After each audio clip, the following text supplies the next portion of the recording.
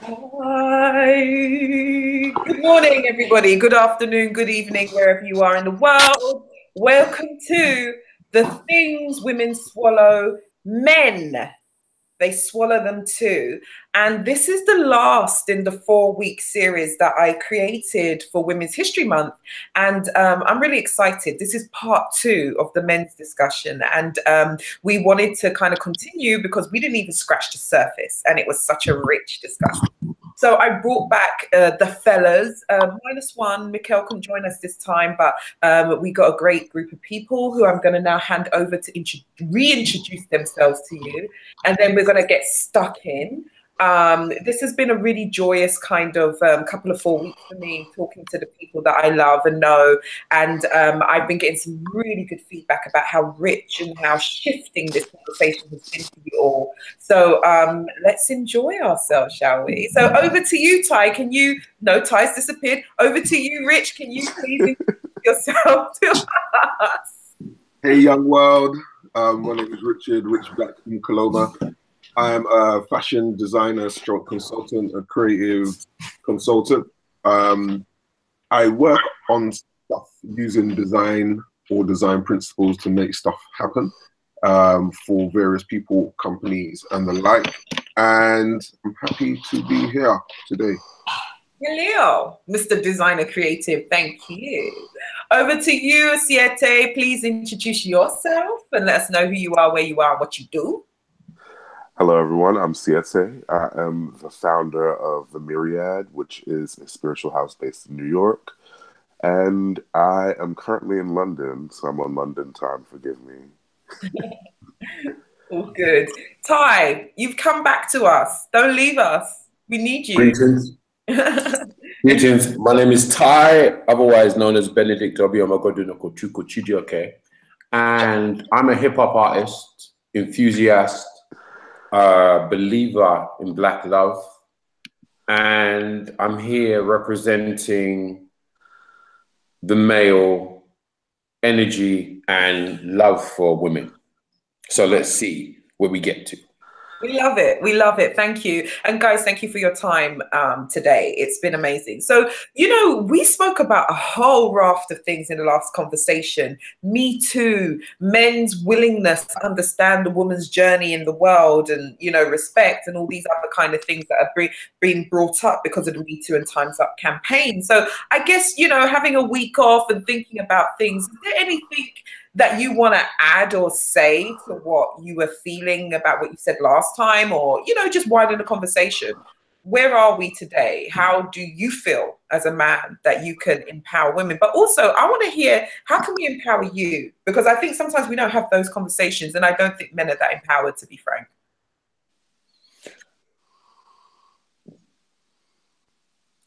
Okay. Silence in the room. Is that a good question? I got something.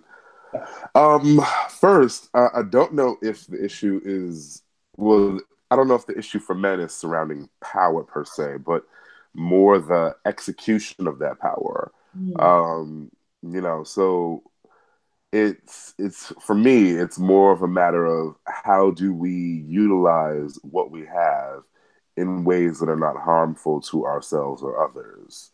Right. You know, and how do we engage with our emotions or our innermost selves in ways that aren't destructive? And how do we move through the world and improve ourselves without having to do so at another person's expense? So, you know, there's a lot of talk about like, you know, people being healers and etc. But like, how much of a responsibility is it another person's to, you know, sacrifice themselves for another person's healing, especially in relationships? I see a lot of that. A lot of my clients, you know, they engage with their lovers, and when their lovers are men, you know, there's this kind of like dual maternal instincts, lover instincts that exists in their relationship dynamic. And really what it causes is a lot of sacrifice. And so I'm concerned with exactly how much of themselves should they be giving, and why is it that we as men in relationships are leaning on our lovers all too often to be mothers and to bring us through our trauma? And what about their trauma?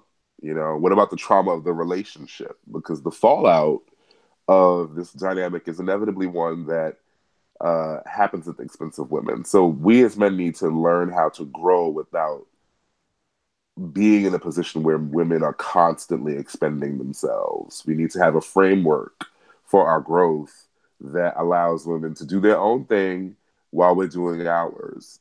I love that. That was some real stuff that I've experienced. Yeah, it's about wow, sorry, I'm taking it all in. I'm taking it all in because it's touching me in ways where I'm just like, oh yeah, I've been that person before. And it's also why I think a lot of women now are kind of like, I don't want to be your mum. Like, that's not what I'm looking for in a partnership.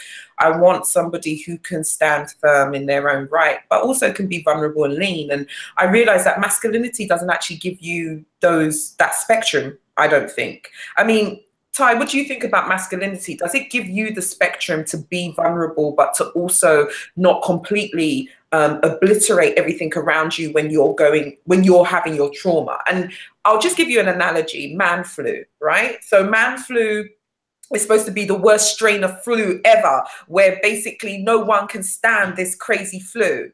And women often look at men when they have a normal flu, like, oh, you want to have, your time of your month, your boss getting on your nerves, white supremacy, patriarchy, a dumb partner, and the flu, and still get through. And you guys are dying at a sniffle. So that's the kind of analogy for me. Do you feel any kind of spectrum in masculinity to help you at all?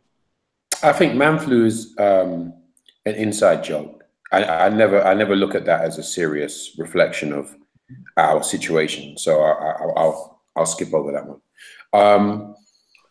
I think for me, masculinity is something that I'm constantly trying to relearn and understand. Like, I feel like Black male masculinity for us has no kind of rule book, has no real kind of instruction manual. Like, any instruction manual for Black male masculinity is out of date. It's out of date. It doesn't refer to now. It doesn't refer to the world you're living in, or it might have reflections of what my parents went through, which isn't relevant to what I'm going through now. So in regards to my understanding of Black male masculinity, I'm really tiptoeing around figuring it out as a man at the moment. So I don't have a cast iron, this is what you do, this is what you don't do, this is how it should be. And I don't think any of us have that. So Black male masculinity for me is something that you have to kind of try to gauge and apply it to the world you're living in. And it means it's a complex thing. So say, for instance, how do I feel as a Black male living in a white world, living in Europe? What does that mean? What does it mean? What does it mean in an airport? What does it mean at work? What does it mean in the street? What does it mean at home with a partner? It has different connotations in every place. So I'm constantly, the point I'm trying to make is I'm constantly looking at my role as a Black male and masculinity as a thing, not concrete in regards to how I feel at the moment. If that makes sense? Yeah, it does. I'm just thinking though, and maybe moving on to you, Richard, I know you're saying there's no blueprint for Black masculinity, but maybe this is one of the best opportunities for you guys to create. There's no blueprint for me. No blueprint for me, not for everybody else, for me. Okay. But you can control that, no? No, I can't control it. I'm telling you, you asked me for the truth. I'm telling you, there's no blueprint for me. That's what I'm offering you. I'm telling you, like, if you're asking me how I feel, I'm telling you how I feel. I'm not asking for an opinion on how to deal with it. I'm telling you how I feel. Okay. There's no, if that makes sense, Simone? Yeah, it makes sense. I'm just thinking that you can create the blueprint, no? I'm just asking that question. Do you feel like you can for yourself? No, not at all. I'll tell you why I'm saying that. Because if I apply the confidence of my peers or my older peers, that some of that confidence will trample over you. Mm-hmm. Some of that, yes, this is what it is, and this is what it is. Sometimes the people that have come up with the ideas of what my masculinity should be have not considered Black women. Thoughts. They have not considered how overbearing their actual concept is. So what I'm trying to say to you, what I'm really trying to say to you, a person's tiptoeing through a hallway, not trying to wake anybody up. I'm literally figuring it out as I go. Like, oh, damn. I thought it was this. No, it's not this. I thought it was this. Oh, it's not, you know, that's the state that I'm in now, especially with like things like misogynoir and all of these new terms that are coming up that we are being told to embrace or to factor into our living. It's a thing where you're like, okay, let me just see what this is. Let me not be too outspoken because I don't want to upset anybody. So it's that kind. That's what I'm trying to say to you. Is that the current mindset for black male masculinity and what it should be, to me, isn't set in stone anymore. That's what I mean, and I'm saying it in a good way. I understand. So, Rick, well, you got an opinion on maybe your blueprint or the blueprint of Black men in general? I don't necessarily have a blueprint. I find negotiating my masculinity is a daily thing, you know, because essentially, I mean, I look at it, you know, in terms of how I've grown up a lot of the time, being in a family that is majority women. Like, it's almost like the inside joke in our family is that, you know, can we have some more male babies, please? Because like there's hardly any, right? And that's probably shaped, you know, how I view myself as a man, but also as I deal with the world as an adult. And I find a lot of times when my inside voice has said, you know, be a man about this, or if I've got younger siblings, I've got younger siblings, or if I'm talking to my nephews and my nieces and I'm trying to talk to them about being mature, ensuring that I'm not telling them be a man, you know, in this really small prescriptive way, or that's not a manly thing to do, as opposed to be mature, be adult about it, because that's generally non-gender, you know, specific. But also true. If you look at when I talk to my sisters and you know, and I'm asking them, or we're having a conversation about being adult about a situation, I don't say to them, be a woman. You know, and so conversely, when I'm doing the same thing with my male friends and with myself, a lot of the times when we talk about being masculine or making masculine decisions, sometimes it's just about making adult decisions. Absolutely. Way the gender dynamic from that, because being a man, generally, when you say it to somebody, you're asking them to be mature about an issue. You know, outside of is that true though, Rich? When we say being a man, I'm being real, because this is the type of conversation that we're trying to have, right? I was just about to finish and say, sorry, I was just about to finish and say, without the constraints of it meaning being a man and be tough, be strong, don't show no weakness, don't show no fear, right. Any compromise, because that's not what a man does. And for me, those things are destructive. Yeah, so, you know, to print what you're saying. So it's always that balance of trying to balance the two between, am I being a man, or am I trying to be adult about something? And it's still, it's a daily negotiation. I find that we take cues from who we are, from society. So whether it's our community, our families, our communities, our peer groups, our working space, media, television, we take a lot of cues on how to be from a lot of these influences. And if those influences are skewed, so is our approach to how we see ourselves, you know, being skewed. Most definitely. So thinking a little bit further on, we can understand that we just got these narrow definitions of gender roles, which are impacting the way that we're relating to each other. But then I guess when you're faced with a woman or someone else telling you the way you're doing something is damaging, how do you kind of respond to that? Especially if it's something you've been doing all the time, you've seen other people do, you still kind of think it's the right thing to do. How do you respond to that? How are you responding to the changing times and that the times are demanding different things from you? Can I say something? Mm-hmm. I think we're in a time where sometimes, right, because things are changing, I'm having situations on social media where I might pull up or state something to a woman. I won't say the name, and she'll be like, "Don't police me. Don't tell me what to do." And it gets to a point where, right, so the dynamic is changing so much now that you can't even be a big brother or an uncle figure to somebody online without it necessarily coming across as, no, you are telling me what to do. So there is a lot of men that tell women what to do, and those people need correcting. But when that brush is applied to all men, all of us, and it's like, okay, you know, you are being this way, and you know, you shouldn't tell me what to do, what to think. It gets to a point where you don't want to speak anymore. You don't want to communicate. You don't want to have discussions. You don't want to communicate and that's just social media, let alone in real life. And that's a worry for me, because I'm loving the kind of new outspoken,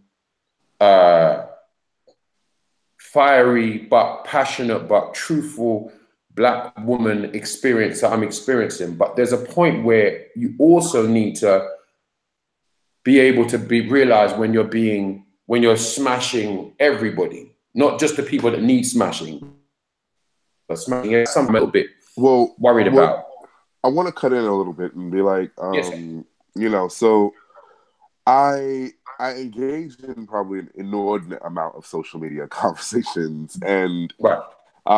You know, I'm also often very much faced with that which you're discussing. And Simone has seen a lot of it as well.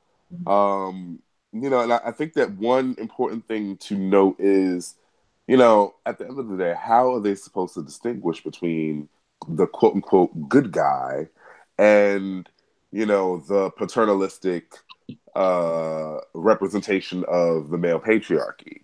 You know, you may feel inside yourself that you are quote unquote the good guy, but you know, we also have to think about the lens that Black women are looking through. Whereas, you know, like we can afford to distinguish amongst ourselves, they cannot. So, you know, there's a certain way that you have to come at the situation out the gate, because this is not a position where you can afford to rely on your older tools. You know.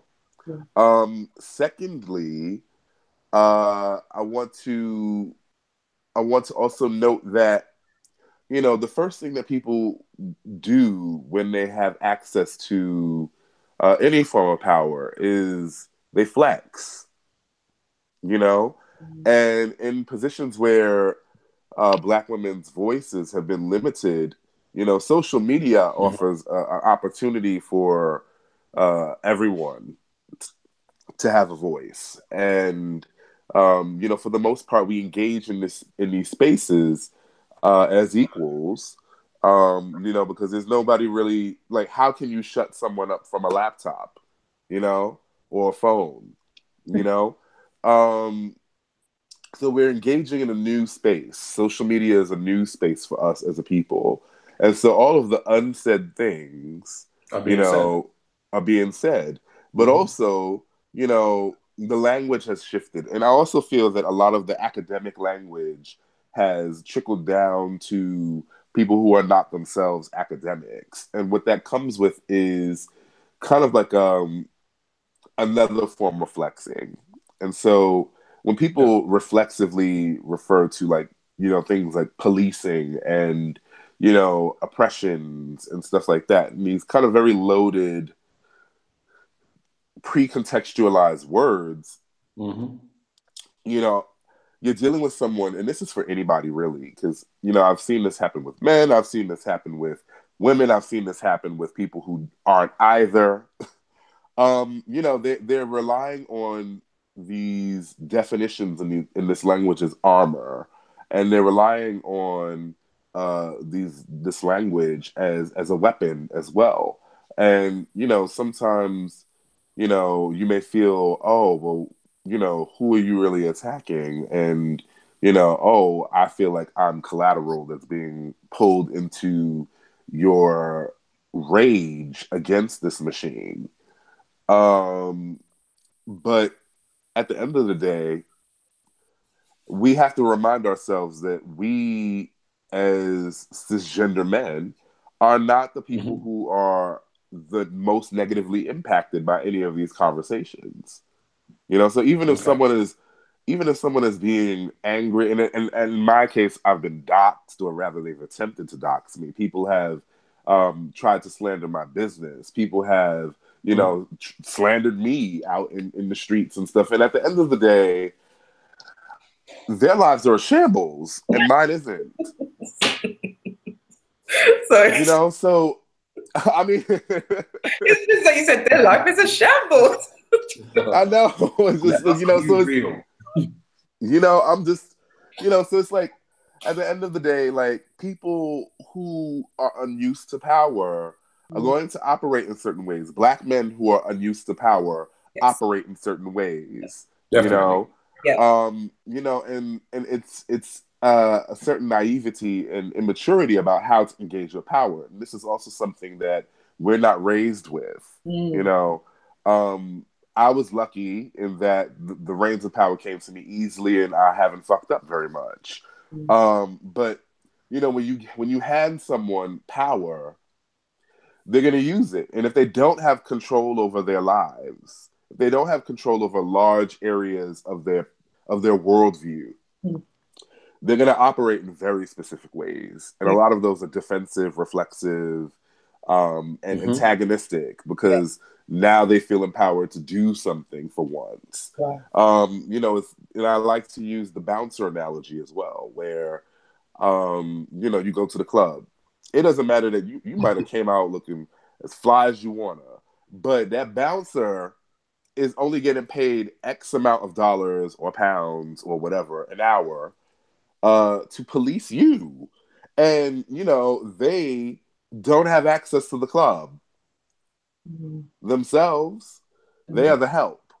So, you know, the frustrations of that lack of access gets placed on you. Yeah. Unfairly, you know, so, I mean, fairly or unfairly, you become the target because they don't have the power. You know? But I'm not... Okay, go on.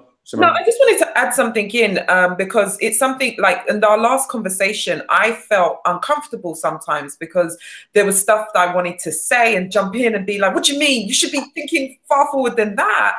But I realized that I probably surround myself in a really deep echo chamber. So when I'm approached with other ideas, that's where my discomfort was coming from, and just really like, are you not there yet? Because we talked about that like 3 years ago, kind of thing. But I mean, the reason why I'm saying that, your point, Ty, about, you know, I want to be a big brother or a father kind of figure, and I'm being told I'm policing. But have you accepted that maybe you weren't policing? I mean, I'm a very reflective person, and so if someone says to me, Simone, like, that was really aggressive, or I feel like you're listening, like, maybe I'm not.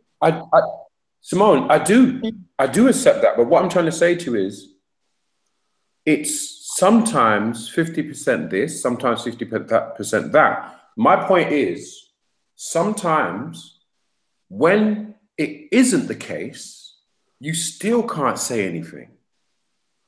So sometimes, like, there's a particular person that's very, very, every argument any conversation comes back down to Miss Janiwa, and she'll mention certain things, and I'm like, babe, you're making a good point, but you make the same point in every post. And if you make the same point in every post, after a while, anybody that connects the dot is going to begin to see what you're saying as not just a point, but actually a beleaguered point that you are invested in only. And anytime I've tried to address that issue or thought about addressing it, I've always had to think, if I say something, what's the nicest way to kind of make her realize? And I'm coming from a good place, not to tell her to shut down, but more to be like, yo, babe, you do realize what you look like out here. Just like I have to realize what I look like. And I'm policing myself by not saying anything. And I don't think that's a good thing in general. But should we be concerned about the truth, or should we be concerned about what we look like? Well, but the truth is twofold. Sorry, I have to interrupt here. The truth is twofold. If you come across a particular way, right, and you're saying a particular thing and you're saying it with a particular bitterness, nobody can accept that as the truth. Especially if it's about presentation. So we all know, I just want to say this one thing. We all know that Caribbean takeaways have bad delivery in regards to customer service. The truth is, the food is good. Okay. The food is good. The fact is the delivery and the customer service is bad, which sometimes affects you going to that restaurant or eating that food. That's my point. Okay. So I just wanted to say, though, that because of the constructs and the systems we live in, there are certain groups of people who, whatever they say, will always, no matter what they say, truth or no truth, will always be seen as aggressive, bitter, beleaguering a point, because that's where they are. In there. So it doesn't actually. I'm in there. But this is where we need to lean on our counterparts, our allies, to sometimes voice the same things we're saying for us, so the message doesn't get lost. Because but at the same time, okay, sorry, go. Oh, sorry. No, go for it. At the same time, we can't, and this is in our spaces or what I've seen in the small access that I do have to Black women's spaces. I feel like, you shouldn't need allies to talk for you. It's fucked up that it happens that, like there are times that I will say something and, there's times where people have begged me to say something because they know that I will be listened to, and that, I engage in a space where I command space. And, they know that if they say it, it's only going to have this much reach. But if I say it, it's going to go viral. And that's something that bothers me because at the end of the day, this issue affects you more than it affects me. Your voice should be the one that's on the table, or at the table rather. But, I also want to say that in regards to, advising someone else, there's a few different dynamics that are at play here, and I'm speaking as someone who myself is very stubborn, I'm a know-it-all often. And, it's one, you have to address, like, who are you to this person? And that's a matter of your own personal power dynamic and also your individual relationship with this person. There's plenty of times where I've been right, often. But, it's, who am I to this person? Why should they trust me to advise them? What objective qualifier do I have to feel entitled to advise them in a space? And especially if it's not something that I personally have an area of expertise about. Secondly, not only who am I to this person, but, why do I have to be the one to say this to this person? Right. And there's an investment in, I want to be the one to fix this issue. And sometimes you don't have to be that person. And can I just say, with my situation in this particular thing, I've witnessed that said person go through a particular pain or go through a particular breakup that I feel is actually affecting what they're saying now. Absolutely. And people often do. I never want to raise that issue. The point I'm making with the advising is it's not. Our context has been taken a bit out of concern. I'm not saying I'm sitting here trying to advise every single person. I'm saying sometimes I'm seeing a situation with a particular person where I'm like, you're making a point, but you're making a point, but you have a personal bias that is really visible, that is destroying the truth of that point. What's wrong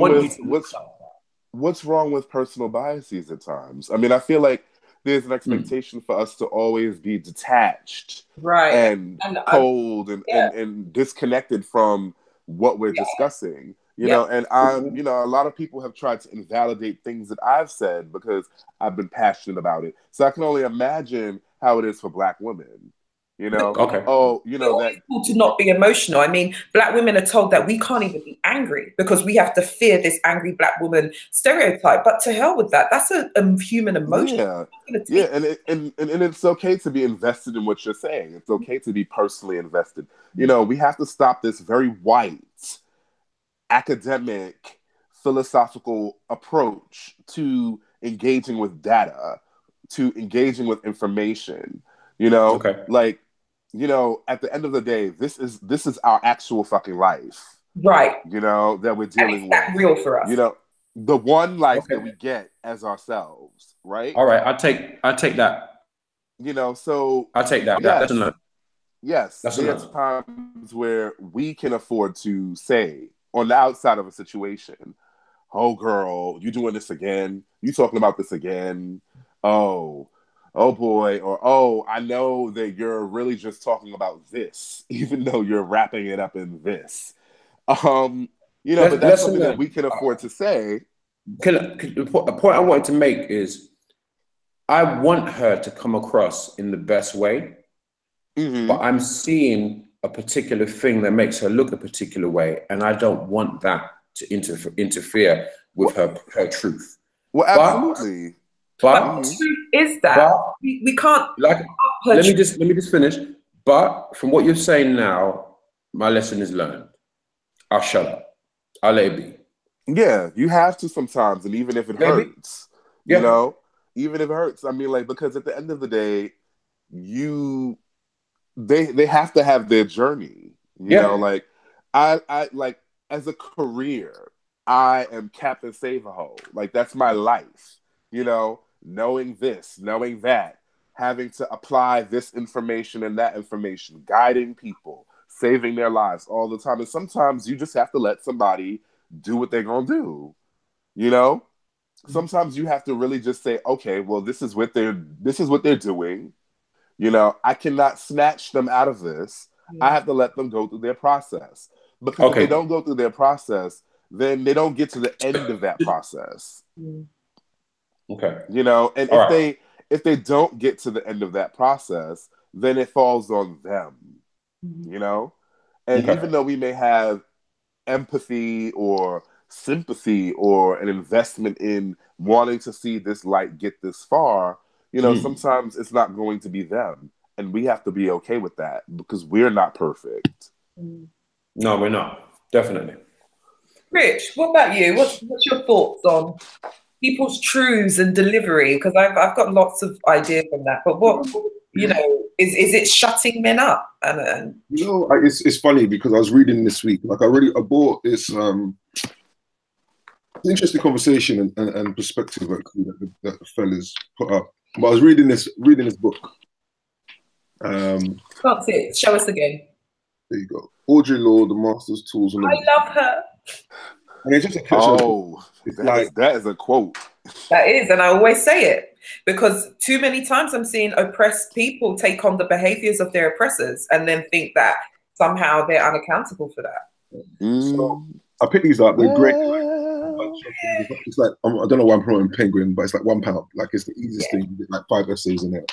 But there was one essay that I was reading. It was called "The Uses of Anger: Women Responding to Racism," and essentially, to wrap it up, to the best of my understanding, it was about black women being silenced by other women, in particular white women, in this case, academic white women, in terms of policing their anger and how they should respond in the right way. So it's quite interesting that the conversations come up. And, I caught a little bit from it because I think it makes more sense and it's better written by Audrey than it was from me, and it is coming from me. So she says, in one part, she says, I speak out of direct and particular anger at an academic conference. And a white woman says, in quotes, "Tell me how you feel, but don't say it too harshly or I cannot hear you."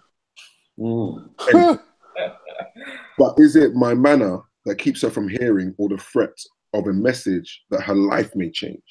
Right? And she goes on to say, the Women's Studies program of a Southern university invites a black woman to read following a week-long forum on black and white women. Quote, "What has this week given to you?" I ask. The most vocal white woman says, "I think I've gotten a lot. I feel black women really understand me a lot better now. They have a better idea of where I'm coming from." End quote. And she finishes off, as if understanding her lay at the core of the racist problem. Exactly. And she was giving these rundowns of examples of how, black women were being policed and in response to racism. It's really, really great essay. And I think that's at the core of it. I think, as Siete said, we can't police or seek to shape how someone responds to a particular issue that they're invested in. And like Ty, we want to help, we want to add to the conversation. We may see what other people are shutting up and doing this.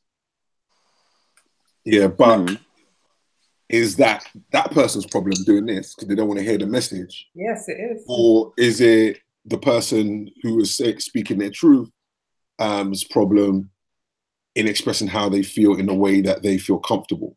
Because that also to their way of being, their way of talking, and further policing of all these things. And I think, as a black man, to bring it back to us in this conversation, I think we're all pretty familiar with that, being seen as the big threat in a situation, people being a little bit scared. And it's, and you make yourself smaller to fit into other people's spaces. And I think and then because we learn this language, we then think, oh, I've gotten a fair bit of success being able to put my point across to people. Maybe you should try it. And maybe, we don't, or maybe we need to analyze how much of that making ourselves smaller is actually not making us move forward. Exactly. It's not a lot of the issues we experience with, we may be at the receiving end of it, but it's not our problem to deal with, and so I'm definitely at this stage going through a phase of thinking I don't need to engage in certain people, certain issues if I can help it. It's not my problem. I don't need to teach you how not to be racist. I don't need to teach you how not to be and also but it's because teaching. No, if I'm looking at men and saying I don't need to teach you how not to be a super patriarchal or be misogynist, and then I'm not speaking up, am I? And I'm not trying to confront that problem in a way that I can.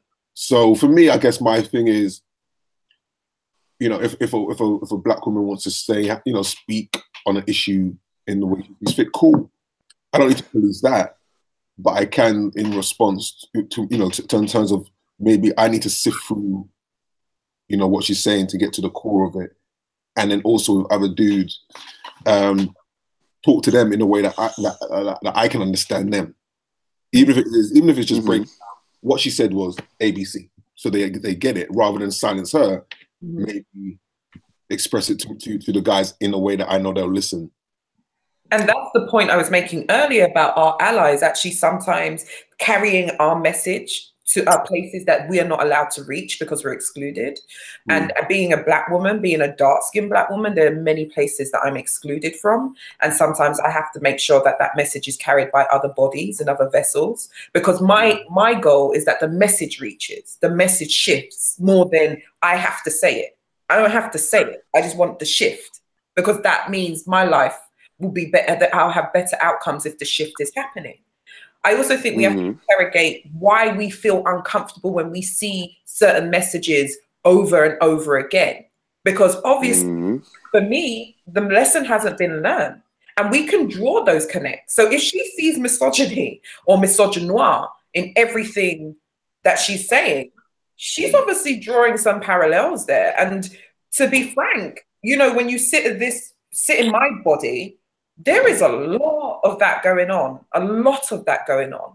And if we really were to speak on every level of it, we're tired of seeing it. And we're also tired of silencing ourselves to make everyone feel better. And that was the point of the things we swallow, right? The silence that women have to endure because the fragility of other people's ears and their lack of wanting to shift, because it means they're going to change and they're going to lose some of the ease in their life and come into dis-ease. Right. And I also think that, you know, if you swallow something that's too big for you, you'll choke. Oh, hell yeah.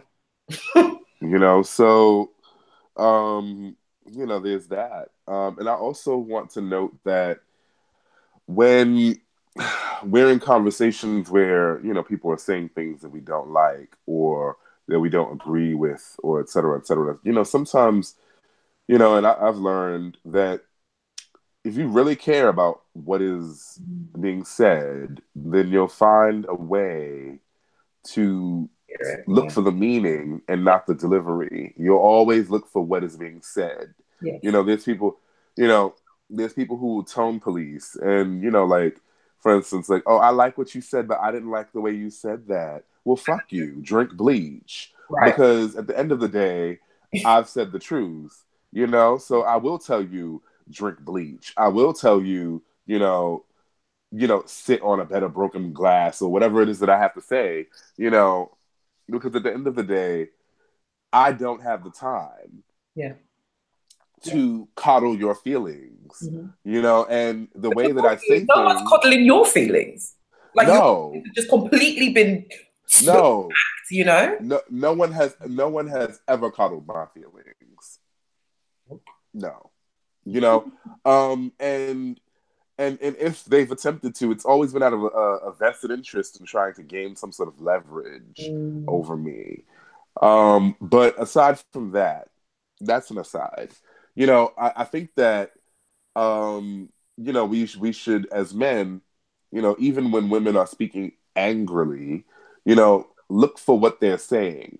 You know, sometimes you do have to tune out the anger to get to the message. Once you get the message and you understand why they're angry, right? You know? So these are one of the things Black men have to swallow. Yeah, sometimes you have to just, okay, like, you know, and you can't reflexively be violent. Our natural impulse, as we've been conditioned, is when something is perceived as a threat, and many things are perceived as a threat, whether they are or are not, destroy it. So we have to learn how to say to ourselves, wait a second, this conversation is a conversation. This conversation is not a threat to my identity. This conversation is not a threat to my psyche. You know, because I look, you know, ask about me. I will disembowel someone. I've seen it. You know, and I've had to learn, hey, the first thing you should reach for is not a machete. In these conversations, you know. So I had to develop a larger toolkit, you know, in terms of how to understand information, how to understand what people are saying, and how to engage with this information or with these individuals in a way that allows for things to be understood, you know. And you also have to learn how to brush off, you know, when, you know, someone's saying something, but they have when somebody's saying something true, but they don't like you. Right. You know? And I think Monique is a recent example of that. Yeah, you know, because I mean, like, what is it? What? Monique, the comedian, and her expression about not being paid because she's Black and female. I think, Monique. yeah. Yeah. You know, and that's a flip of what I was saying. Oh, that is, you know, people, like, she's saying the truth, but people don't like her. Right. You know, but I'm talking about, well, like, you being on the listening end of the conversation. That's a definite conversation. And, you know, you're having a conversation with someone and they're saying something to you, but they don't like you. You know? And you have to learn how to process, you know, the information regardless of whether they like you or not. Yeah. You know? Yeah. You know, and find, oh, okay, is what they're saying true, regardless of the fact that they like me or not. Right. And you also have to learn how to get on with not being liked. Yes. You know? Absolutely. A lot of times I'm in these spaces and people invite me into these spaces and people, you know, they've, you know, gone out of their way to elevate and amplify my voice. And that comes with not being liked. You have to learn how to be okay with the fact that you are not always going to be liked. And that, you know, when you're in these conversations, that being liked, or, you know, and by being liked, I mean, sometimes you're not liked just because you're a man. You know? Sometimes you're not liked because you're cisgender. Sometimes you're not liked because you may have a certain amount of social currency or actual economic currency, or they might not like you because you're attractive, objectively or subjectively. You know, there's a whole bunch of different reasons why somebody might not like you, and you still have to, if you're really trying to get to the point, and if you're really trying to get to getting this message across, or, you know, listening to the messages that are being expressed to you, you have to get over the fact that you might not be liked. Yeah. You know, you have to not take it personally that, you know, you see stuff like, oh, men are trash online. And, you know, you're like, but I'm not trash. What about me? I'm not trash. You just kind of have to do Personally, you know, personally, I don't mind too. that. Personally, I don't mind that. I don't mind that. I don't mind if people kind of say things like men are trash, or all Black men are, you know, not doing enough, or I don't mind all that, because that's the point. The point I was trying to raise is, because we're talking about Black masculinity. How do you see, and you've answered it, but the point I was trying to make is, how do you see something where someone is speaking their truth, but they're speaking their truth with the same message in different topics all the time? And what happens is people are commenting to you about that person, saying, it always goes here. Everything always goes here. And you're like, well, she's making a good point, but by doing that, she's kind of creating a thing where people are not really paying attention to the point she's making. They're more noticing the fact that all threads are being taken a certain way. But what you're saying is right. Let it be what it is. It's what it is. Huh? Yeah, sorry to cut in. But like you said, when people come to you and say, you know, what they say, this person, you know, they're making a point, but it always leads back to the same location or destination. That's the great opportunity for you to go, yeah, but did you catch that? Did you? Absolutely.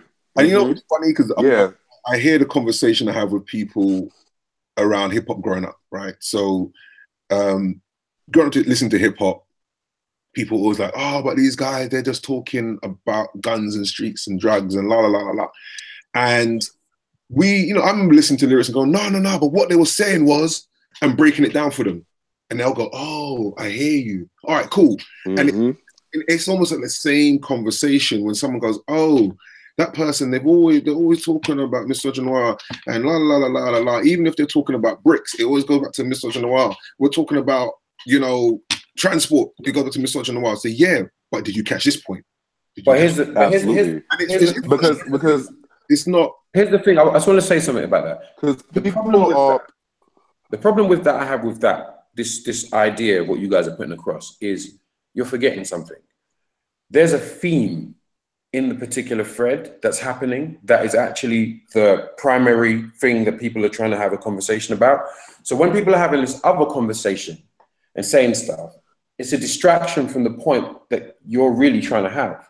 So someone's coming to me saying, "Oh, but this person's always doing this thing." It's easy to say you should really point out, but did you catch that? But the fact is also, I'm also catching the fact of 1, 2 or 3 people are saying the same thing, and 2, the actual theme of whatever we were talking about is no longer becoming important, which is a concern to me. Okay, so then, people are often looking to you to help them invalidate the actual topic. Go ahead. By addressing their concerns about A, B, C, and D. You know, and they're looking to you to be the one to be like, "Oh, you know, I agree with you that this is full of shit." You know, so that's another reason why these people are approaching you about this, because they understand the value of your opinion and its currency. You know, people do that to me all the time. I get all kinds of, you know, "Oh, well, what do you think about this person and this and this and this?" You know, there's a prominent London lesbian activist who is often very antagonistic towards men, towards gay men, you know, et cetera, et cetera. And I was asked what I thought about this particular individual. And, you know, my initial response was that I actually don't think about this individual. But, you know, when I had to address what was being said, you know, I also had to note that, yes, their statements, you know, some of them are correct, but they're coming from a very specific place. And also, I had to look at the agenda of how a lot of the things that they were. Yes. Right. I had to look at the agenda of the person who is initially speaking, and also the agenda of the people who are coming to me, and what they will do with my tacit approval. Got it. So this is about really how do we become or act as better allies, right? Yeah. But can I also go back to the point that there could be some validity about what she's seeing in what you're not seeing, and the fact that you are not a Black woman, and that a Black woman is saying, "I see this in this subject," which you think is unrelated, but she's been able to link it. Is there no way that you can actually think, actually, she could have a point, because I'm not the expert in this area. Someone who is, who lives this. So this is my thing though, like the people coming to you to say, "No, she always draws it back to this." I'm like, well, why could it not? Maybe it is. Yeah, maybe it is that. Maybe what about that?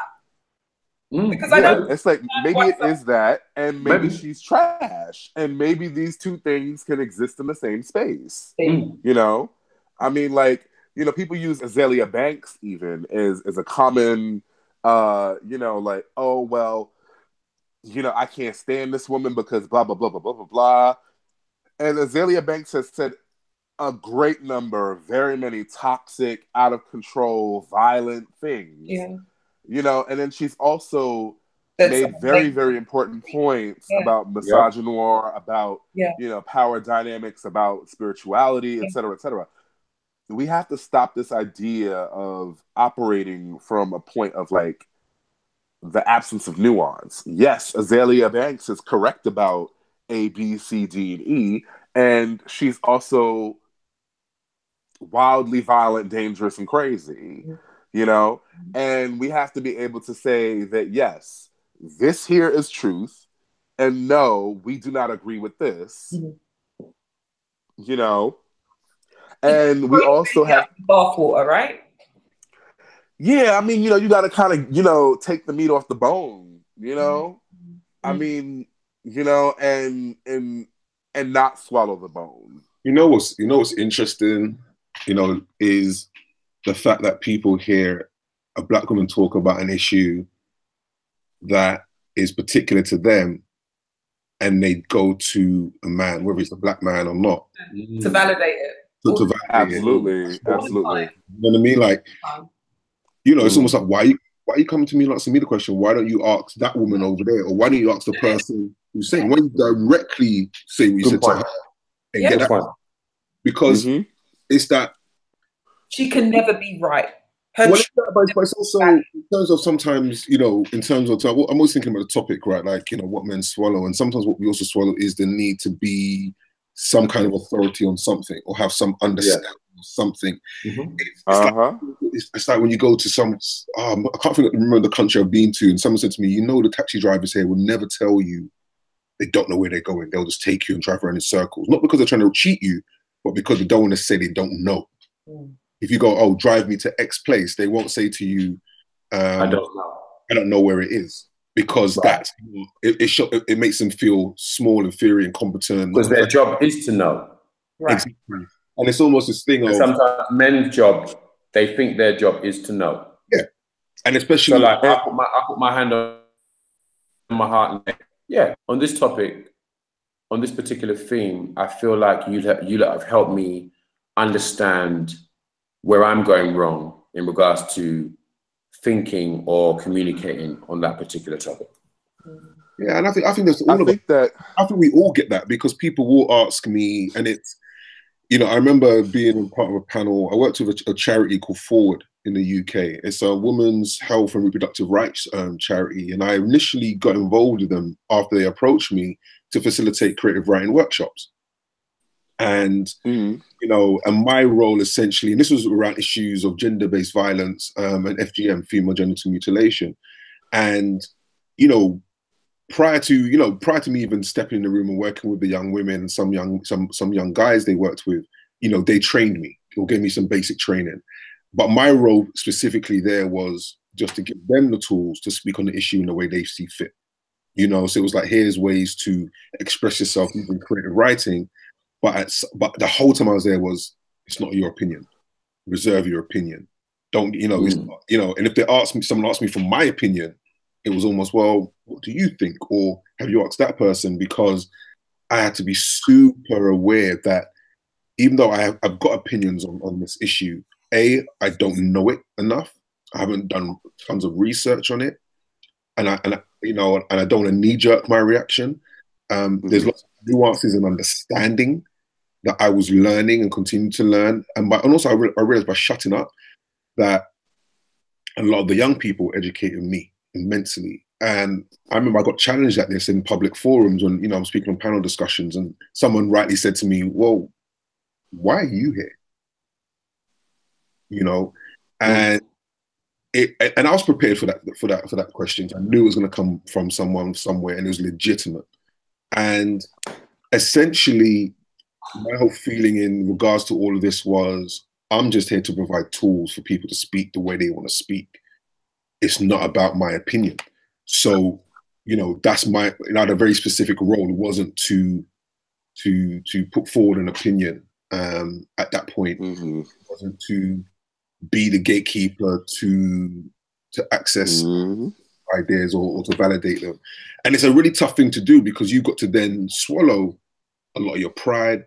You've got to swallow a lot of that need to say, to be an authoritative figure, or to even just come across as like, I know what I'm doing, I'm intelligent, I've got a right to be here. Because all of those are all my issues and my little things, and it's not the role that the organization or the young people needed me to play at that time. But as men, that's what you're told the whole, growing up your whole life is, right, know your stuff, don't be stupid, don't seem like you don't know where you're going, don't appear weak or confused or whatever it is, and I have an opinion, right? And I've seen, times I've been guilty of it. Why? Talking, I don't know what I'm talking about. Richard, shut up. And that's why I asked the question earlier. sorry, that's why I answered the question earlier in regards to my understanding of what Black masculinity is absolutely fluid and changing and warping. And I think the greatest thing I can say about my understanding of Black masculinity right now is that it has to be adaptable. It has to be ever changing. So it's changing today. So having this conversation with you guys has kind of made me say, yeah, maybe I approached that wrongly. And that's what I think Black masculinity is at this moment, is literally being flexible to understanding what your role is as a Black man in life. I think you have to be flexible. You can't, the idea, like earlier when Rich said the kind of the toxic idea of, you know, the man up thing, it's really interesting because I don't use that term ever with anybody because I don't believe in it. I don't believe the idea that tell a man to man up. What does that mean? And I love the fact that women-wise, you never hear a woman say woman up. Oh, we blah, blah, blah, because, you know, there's a clear understanding that, you know, to be a woman doesn't mean X, Y, Z. Well, and I think that with men, that's why this is, I would say if there is any other topic that we need to raise it now before time runs out. Yeah. So I do want to say two things. One, I feel like the reason why we don't say woman up is because being a woman is not something that's valued in a patriarchal society. So women are pushed to emulate male and masculinized identities for the sake of power. And things that are considered womanly or feminine are things that are maligned. And that's why people don't say woman up, you know, because they don't want to be women. You know, at the end of the day, they want to have the power of the patriarchy. Right. Secondly, I think that one thing that we need to address fully as men is the need to be an all-encompassing provider. And although being a provider is something that's marketed to us as, you know, beneficial and beneficent and, you know, no, yeah, be a provider, but you can't do everything. You can't be everything for someone either, you know, and this is something that we need to really, you know, unpack for ourselves. Like those of us who identify as quote unquote good men and, you know, we want to be good to people and we want to do nice things for people and we want to help people and be helpful, you know, we have to understand our limitations as individuals and not try to be this all-encompassing provider. And we also need to get out of this idea of, you know, getting high off of that, getting high off of, you know, being the giver, you know, because what it does is it puts us in a position where we bleed ourselves dry trying to prove something to someone else. And you know, it puts us in another position where we become disingenuous and we become inauthentic because you become an indiscriminate giver, you know, and your giving then has less value. So I think that, you know, these are very important things. We have to really get to the core of our ontology. And by ontology, I mean, you know, we need to study the state of our being. Yeah. You know, like we need to study what it is to be, you know, and we need to address what those things are for us. You know, as Black people, what is Black ontology? What is Blackness? And why do we move through Blackness the way we do? You know? What does it mean? What is the ontology of Black maleness? What does it mean to be a Black man? You know, what identities and archetypes do we have at our disposal to shape ourselves? You know, and also since Blackness is a thing that is global, you know, what archetypes of Blackness do we have available across individual Black cultures? You know, it's what. Go on. Now you're on the stream, man. You're going. Sorry. All right, I'll just say, you know, and what does it mean for what is Black culture? What are Black cultures? And you know, we really have to, you know, kind of just really interrogate and examine all of these various branches of idea and of thought, because these are like the building blocks who we have today, you know, and we need to do so quickly. And you know, because I mean, like we don't always have time, because our children are growing up and they're going to be having children. And if we want to address some of these things in such a way as that, you know, children are growing up from childhoods that they don't have to recover from, and you know, providing tools that, you know, young children have a wider access to different people that they can be, and hopefully less toxic people, you know, because we don't have all the time in the world. We have the rest of our lifespans for ourselves, but what about the people that we need to leave things behind for, you know, because they're watching us and they're learning from us, and there's nothing we can do about that. And just to say, I think, you know, our generation, we have to make a generational decision about what we want, not only for ourselves, but for those who come after. And I just, with everything I've ever done, I'm seeing more and more that if Black men really tackle this understanding and create their identity free from capitalism, patriarchy, and it really is just driven from their desires, their hopes, their dreams, and maybe sometimes their fears as well, the things they don't want for themselves, with women in mind, with their counterparts in mind. I really think we would experience a better relationship between ourselves and our lives. Like, we'd be so much freer. Can I ask a question? And it's more like a thought exercise. Because like I said before, I do believe that work on Black masculinity is men's to do. Oh, hell yeah. But from the perspective of a Black woman, and okay, so let me just give you context. So I really firmly believe that, you know, and it's funny, I had all these weird conversations myself when I'm by myself. And I had one yesterday, and it was this made-up conversation with a white guy where, you know, they were like, well, about understanding each other, right? So for me as a Black guy, I think I understand white people, white culture, white society very, very, very well. Almost expert level, A, because I need to survive in it as an other. So I've had to understand all the nuances. I've had to understand how they go on, basically.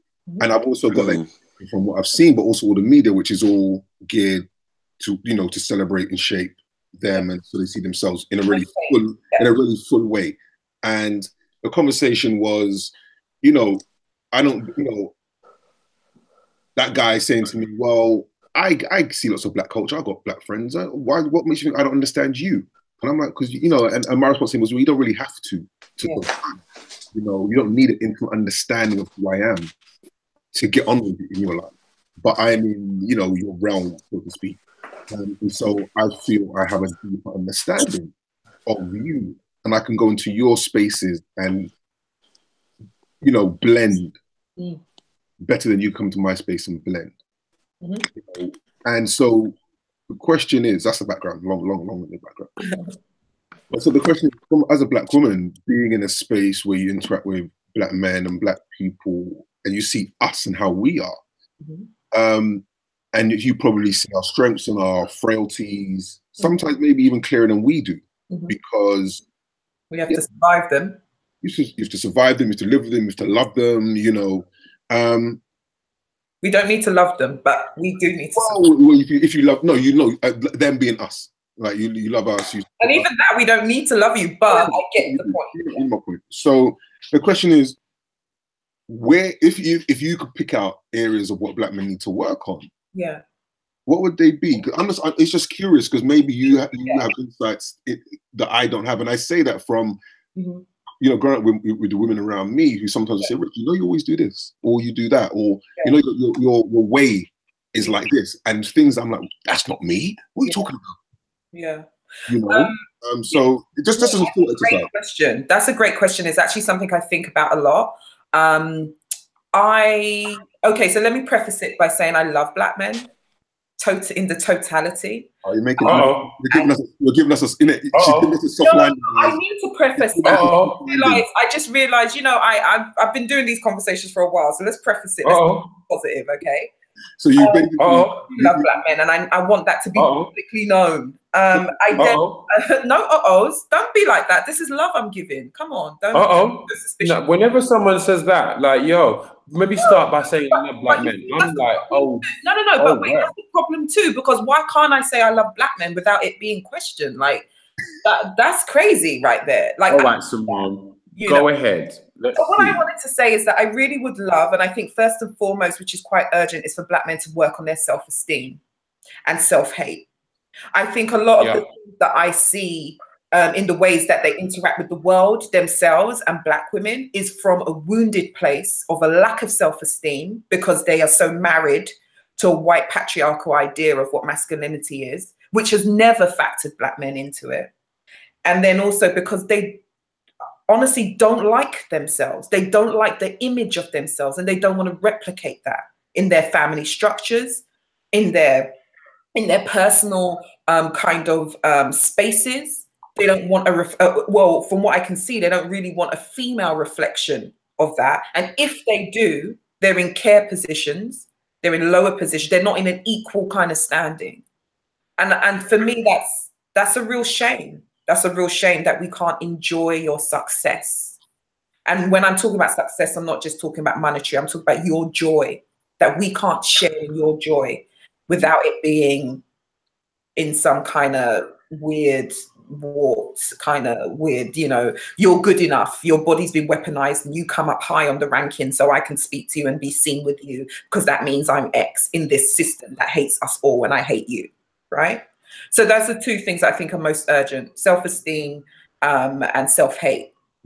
I then would love for black men to really figure out what makes them happy without patriarchy, without white supremacy coming into play. That really, what is the core of what black men want to be happy? What is their desires? I don't think I can recall a conversation where I've heard a black man say, this is what I want. And it wasn't bound up in all these societal expectations of what happiness is. Cars, houses, black excellence, water, money, yeah, whatever. I'm done. That's superficial to me.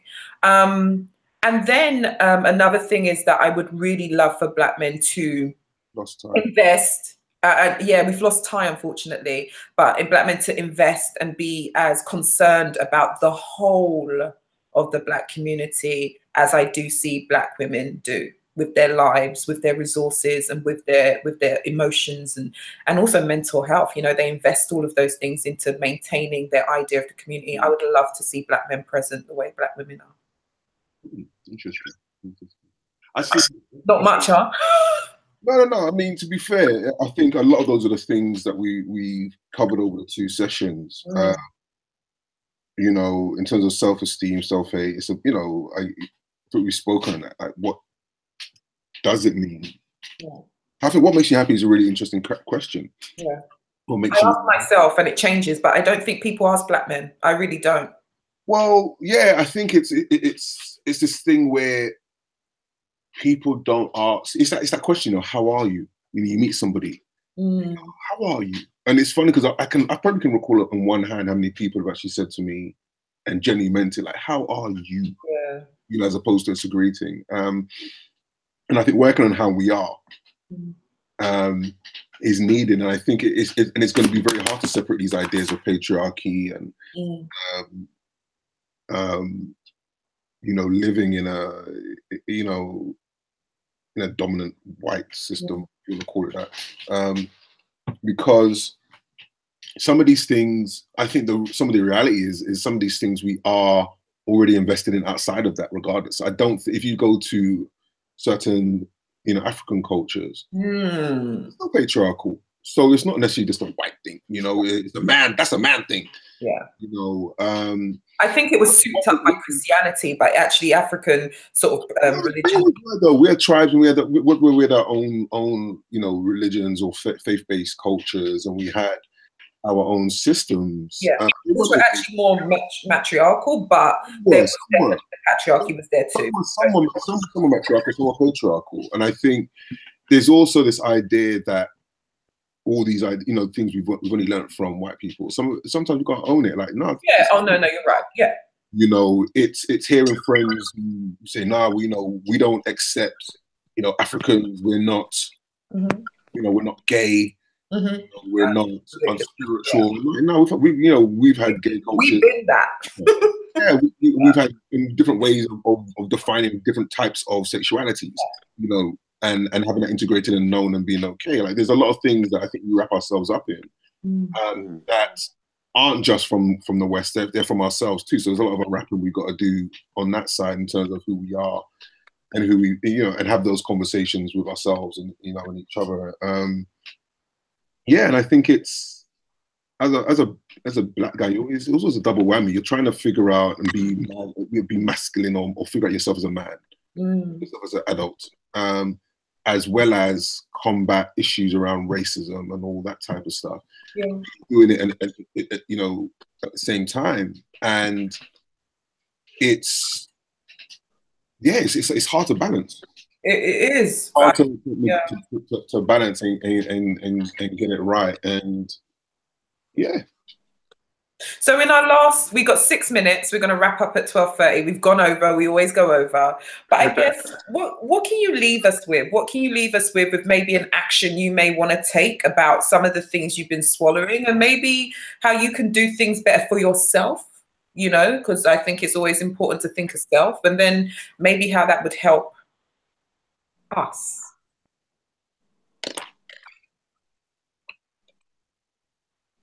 Anyone got any thoughts on that?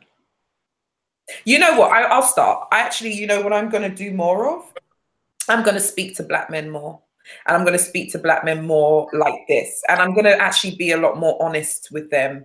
And I'm not going to, and I'm going to be more honest in a vulnerable way, you know? And I am going to understand when they speak to me and what they say to me. And if it upsets me or hurts me, it's going to be what it is. But I'm going to do that because I like honesty and truth, and it's something I'm committed to. So I'm not going to. So what was you doing before? Say it again. So what was you doing before? I wasn't feeling safe enough to have certain conversations with black men. Hell no. I wasn't prepared to put myself under attack.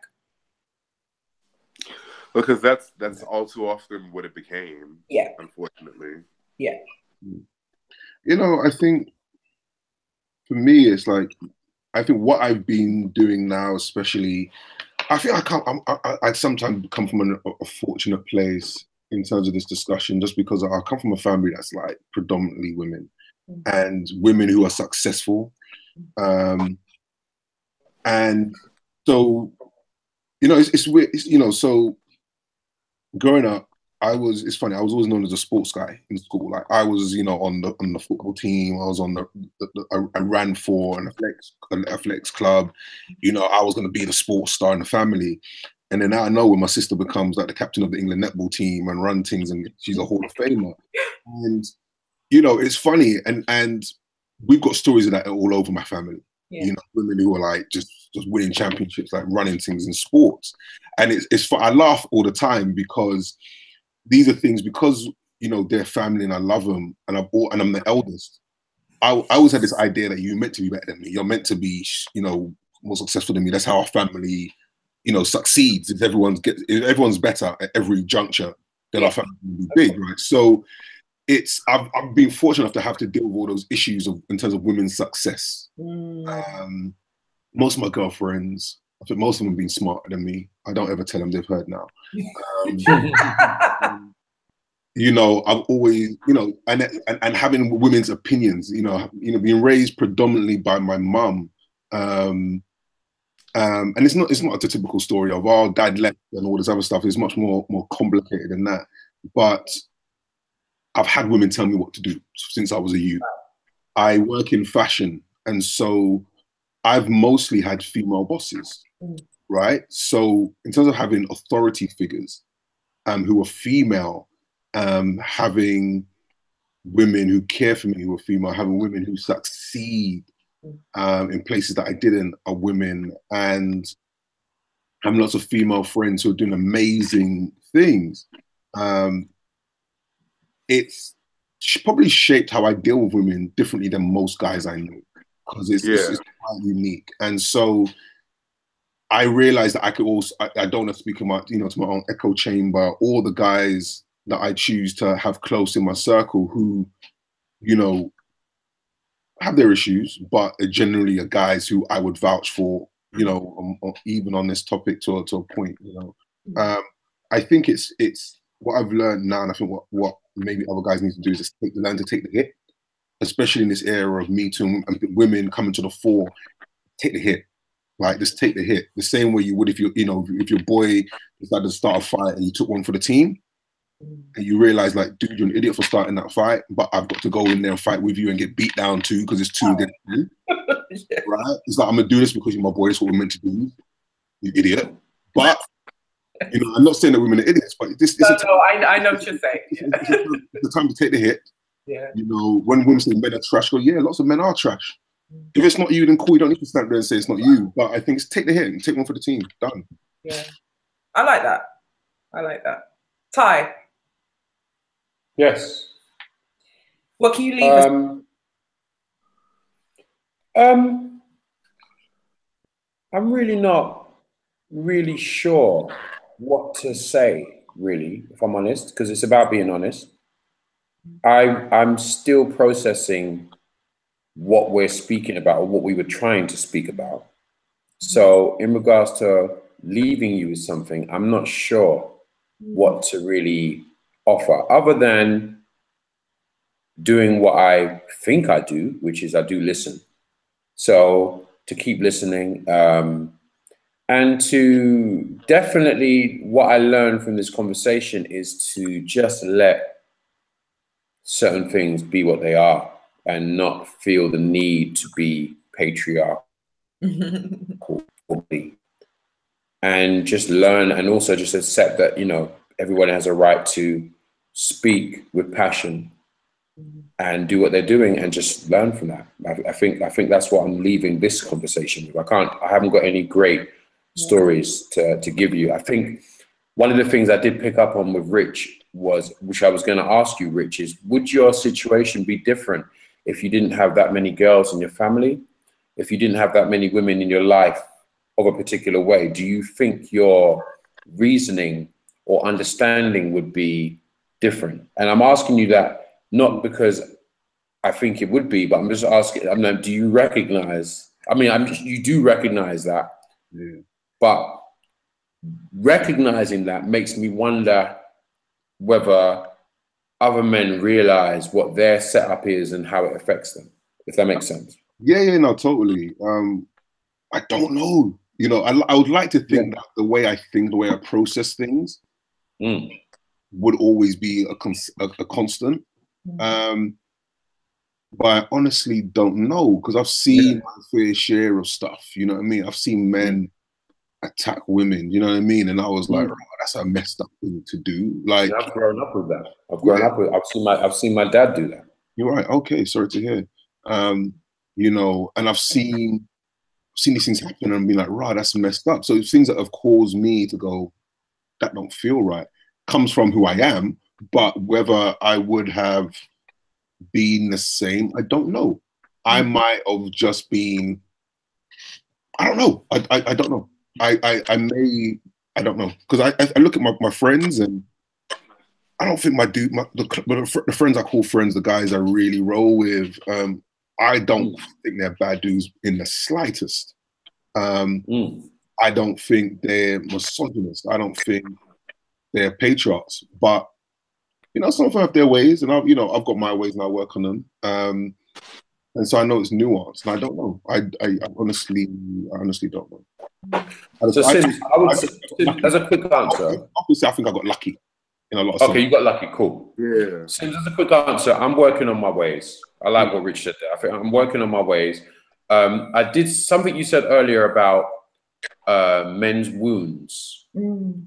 I really felt like the question I'd throw out is, I'm not really sure whether Black women understand fully what men's wounds are. No, I wouldn't say, I'm going to speak for me. I wouldn't say I do, but that's because I have not been told. And I think that's a conversation that needs to come across, needs to start. We need to start looking at that. I'm looking at mine, and I definitely feel like conversationally, I don't have that conversation with anybody in regards to what I feel in regards to dealing with or being in society or this world.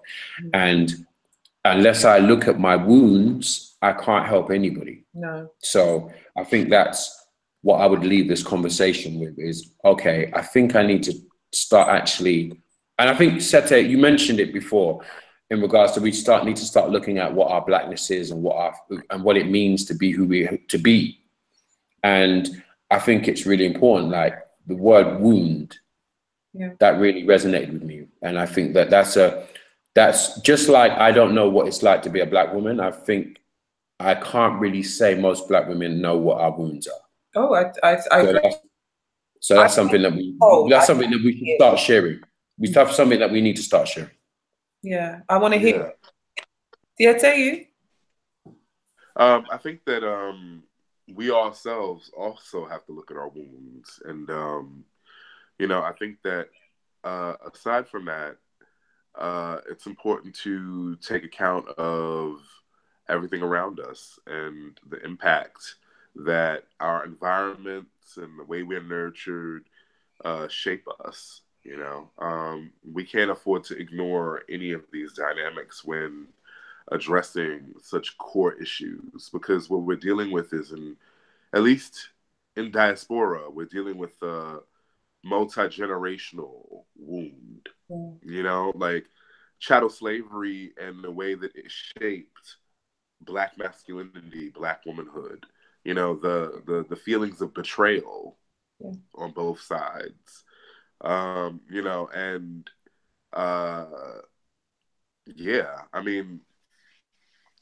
It's as someone who represents Afro-Americans in this space, it's something that I can speak on culturally from that point. And there's just this, there is a distrust between the genders that needs to be really aired out. I mean, I started off mine by saying I love Black men, and I got all this suspicion. But you got to understand what that means. I don't know. I think it's also okay to. No, Simone. I think that suspicion. I don't think that suspicion is bad.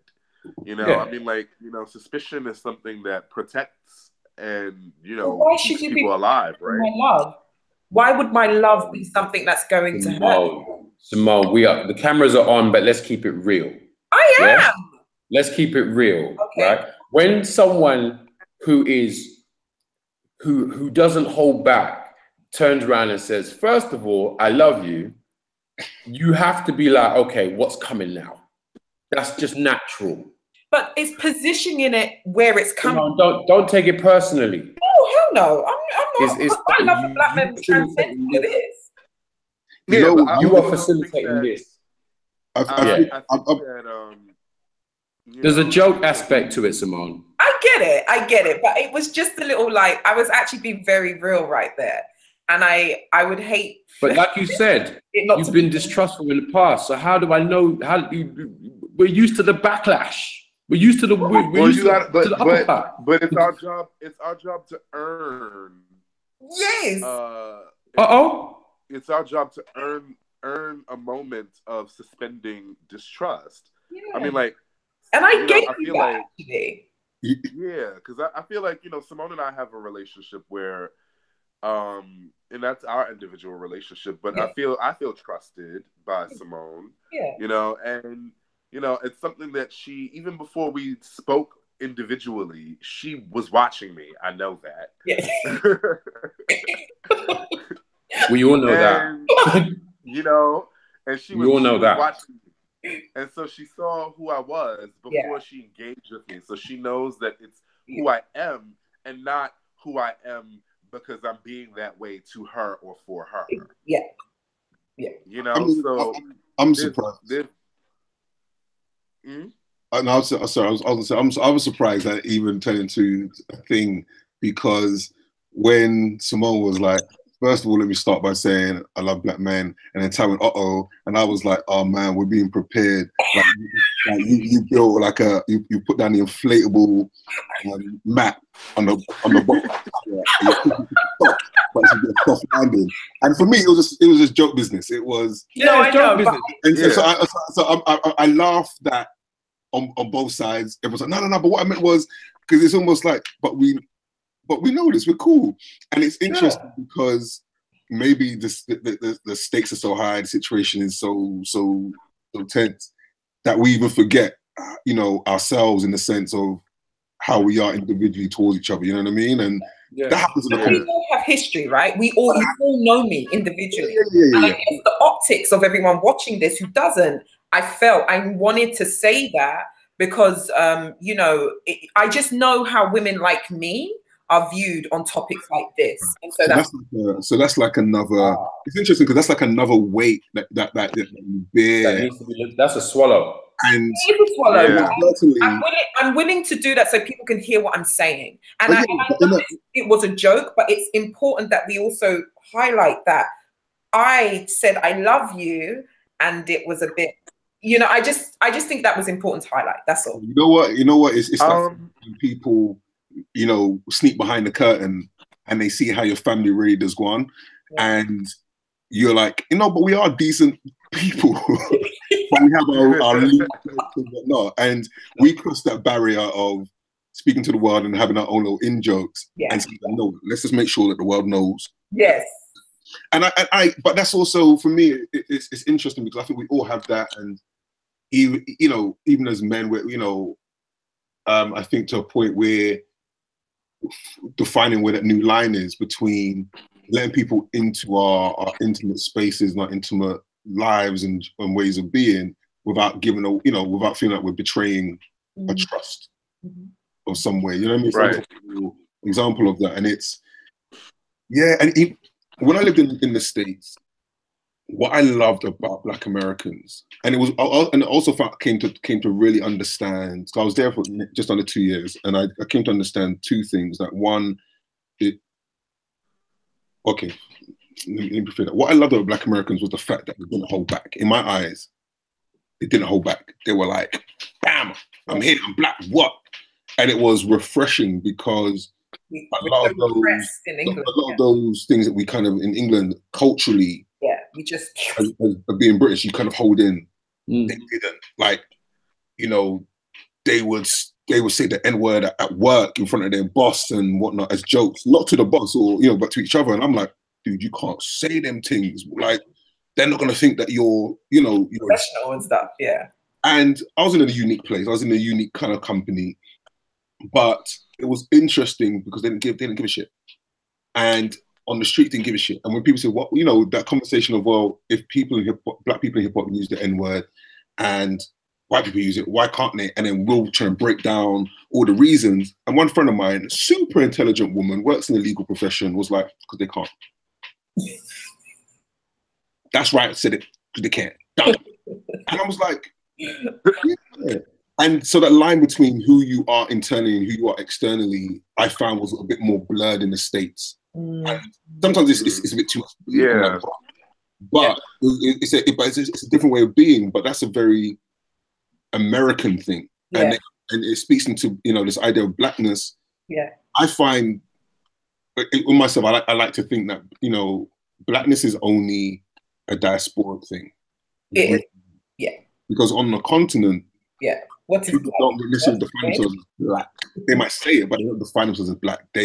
They're from this tribe, from this region, this area, and that defines who they are. Yeah. And so, but in that diaspora, Blackness is how we unify and how we talk, and there's a certain Black culture that is very different from from there. So navigating those spaces of Ty mentioned it in his first in the first talk, where he said, you know, the experience of seeing men hold hands in Nigeria made him go, wow, I've been taught what I've been taught has been lies. It's not the full truth, if I'm correct. So the idea of being a man, that curtain was pulled back. You know, in that respect for Ty, and it also speaks into how do you be a man, a black man, in different contexts of blackness as well. It changes. Right. And then that also will inevitably lead us to conversations like colorism and the negative impact that colorism has on black men.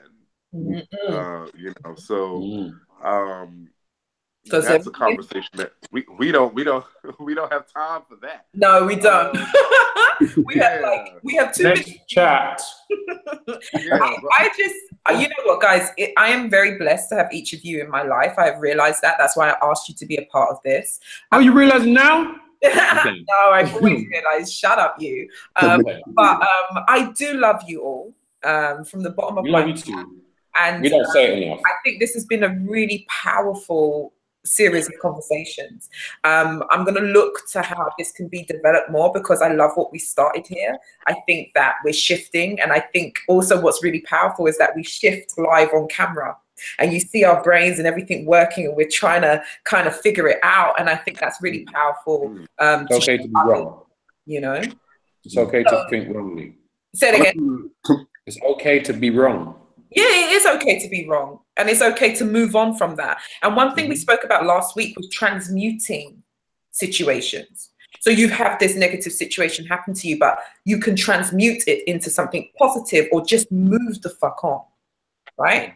And so these are the things that I would hope that black men will be able to do a lot more of. I see black women do it. I see them pivot in ways sometimes where I'm like, oh, wow, you got spine, because the way you're pivoting right now from all these isms of patriarchy and cis and all the rest of it, and you just fly. You know, I would love to see black men pivot as much as we do. I think it's important not to compare the two. You know, it's interesting. Yeah, it's funny. I was going to say, it's the one place where black women are lucky in. They don't have to deal with personally with black masculinity. You know, the positives of that, but also the negatives of that as well. You know, that pivot. You know, there's a freedom that comes from not having to worry about, you know, being a man, and that's just being a man. Like, I think it frees us and imprisons us in different regards. But there's a certain thing that a weight you don't need to bear. So. But we bear other things. Of course, no, totally. And things that sometimes are more destructive than right. And I think what I'm talking about, the pivot, is a survival technique which I've seen women write from, and I would hope you guys to find your survival technique. So I still think it's important not to compare the two. I think if we're gonna, like I said in the conversation we had before, let's start to understand where we don't have time. But let's start to understand each other's scenarios and then work from there. But I think it's important, when you're seeing these beautiful things that are happening for black women, celebrate that, but don't make that a thing that, well, I need to see it over here as well. I feel like we're missing a step. Okay. Yeah, I agree. Don't need to compare, but if you show me a way that works, I'm taking that, bro. Taking that. You know, if I'm like, that's a jewel. I'm taking that jewel. Yeah. What I thought it was. That's what I was offering. Yeah, no, totally. And I think we have to not expect black women's love to be unconditional. Oh yeah, because the conditions are there. Well, they haven't been for a while. Yeah. That's why black men be getting away with some foolishness. Yeah, absolutely. Yep. Right? You know. Yeah. You know, there's so much pressure among black women to just be unconditionally loving, and I'm like, yeah, because I don't believe in unconditional love. I don't think that's safe for a human. You can expect that from a deity, you know, but a deity is not going to be hurt by, you know, like what, you know, it's a completely different dynamic. So we have to stop expecting godlike behavior from living human beings. Yeah. And we have to stop pressuring black women to love and engage with the world as if they are superhuman. Yeah. You know? Yeah. Because it will break you. It is breaking us. It is. And wow. So we're going to come to a close. It's nearly been 2 hours of discussion. Hey. But I love it. It's so good. I feel like doing a bogle, actually. Boy. But anyway, sorry. South London never leaves me. But I do love you all. I hope everybody has enjoyed this talk series that we've had. There's going to be more. There's going to be something else I'm cooking up. And so watch this space. But guys, thank you for supporting. Like, comment, get in touch with us. Ty, good luck with this new album you've got going out. Thank you very much. Tell us what the name of the album is, please, where they can get it. The name of the album is A Work of Heart, out on Jazz Refresh Records, and I'm currently on tour in Europe and in Berlin right now. We love that. Rich, where can we find you? What you doing with yourself? Yeah, easiest way, catch me on Rich Black Shoots, Rich BLK Shoots on Insta, Rich Black Thinks, Rich BLK Thinks, or my name, Richard Kaloma. It's in the chat. Yeah, you can find me on LinkedIn. This is where I usually am. I pop up in random places, usually for other people's. So yeah, business. Siete, where do we find you? How do we get in touch? How can you heal us? You can find me. You can find me on Facebook and on Instagram under Siete Sudajis. And you can find me at spiritualmercenary.com. And our website for the Myriad is upcoming. And, you know, just stay tuned. Yeah. Get into that African spirituality, y'all, because it is really our pathway to freedom. Guys, thank you. I love you. I love everybody. And this has been one of the most possible Sundays, series of Sundays I've had for a long time. Thank you guys for giving me your time. Bye, everyone. Love you loads. Bye-bye. Bye. Pleasure. Okay. Wakanda forever.